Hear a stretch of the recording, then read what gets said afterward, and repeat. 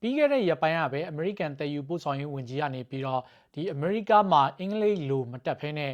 ကုန်တင် truck ကားကြီးတွေမောင်းနေတဲ့ဒီကုန်တင်ကား driver 1500လောက်ရဲ့ license တွေကိုပယ်ဖျက်လိုက်တယ်ဆိုပြီးတော့သူကကြေညာလိုက်ပါတယ်။ဩဂုတ်လ18ရက်နေ့တုန်းကလည်းအမိမြေလုံခြုံရေးဌာနကနေပြီးတော့ဒီကုန်တင် truck ကားမောင်းတဲ့သူတူးတာပေါ့လေဒီအမေရိကတွေကိုတရားမဝင်လာတာဆိုပြီးတော့သူတို့ကပြောထားပါတယ်။အဲ့ဒီကုန်တင်ကားမောင်းသမားကပြီးခဲ့တဲ့ဩဂုတ်လ12ရက်နေ့တုန်းကဒီ Florida ပြည်နယ်မှာဒီအဝေးပြေးလမ်းမပေါ်မှာသွားနေတော့ပေါ့နော်။သူကကားကိုဒီလို U-turn ပြန်ကွေ့တာပေါ့။ကားငွေကွေ့ပြန်ကွေ့တယ်။ဆိုတော့ဒီအဝေးပြေးလမ်းမတွေမှာကအဓိကတော့ရဲတွေအသုံးပြုဖို့ပေါ့နော်။ဒီရဲတွေကသူတို့နောက်ကျောင်းပြန်လှည့်ခြင်းတဲ့အချိန်တို့ပါလို့ဆိုရင်သူတို့ပြန်ကွေ့လို့ရအောင်ဒီအဝေးပြေးလမ်းမပေါ်မှာဒီလမ်းဖောက်ပေးထားတယ်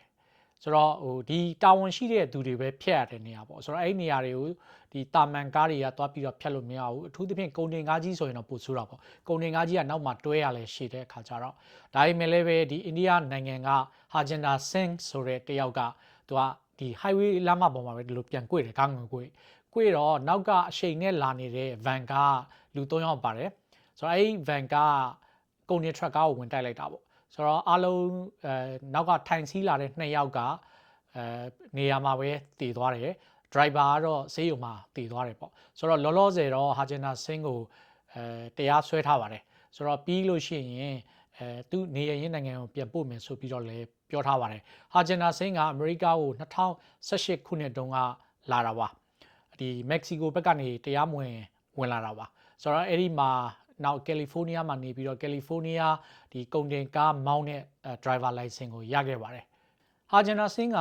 2019ခုနှစ်နှစ်ဆန်းပိုင်းတုန်းကလည်းပဲအာကင်ဆောပြည်နယ်မှာဒီတရားလေးတစ်ခုရှိရဲအဲ့တရားသမိုင်းဝင်တရားမလို့ဒီတရားကိုလည်းဒေသခံတွေကဝိုင်းပြီးတော့ထိန်းသိမ်းထားတယ်ဆိုတော့အဲ့ဒီတရားက6တန်ပဲဖြတ်လို့ရတာ6တန်ခံဝန်အားပဲရှိတာပေါ့လေဆိုတော့ဟာဂျန်နာဆင်းကအဲ့ဒါသူ့ GPS ကပြတဲ့အတိုင်းဆိုပြီးတော့သူကအဲ့တရားကိုဖြတ်တော့တရားရေထဲကိုကျိုးကျသွားတယ်ကားပေါ့လေဆိုတော့အဲ့ဒီမှာလည်းပဲဒါလမ်းမှာကဆိုင်းရ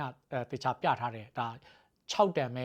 ဖြတ်ခွင့်ရှိတယ်ဆိုတာမျိုးပေါ့ဆိုတော့ဒီအမှုကလည်းအခုပြန်ပေါ်လာတယ်ဟာဂျန်နာဆင်းကအမေရိကကိုဒီမက္ကဆီကိုဘက်ကဝင်လာပြီးတော့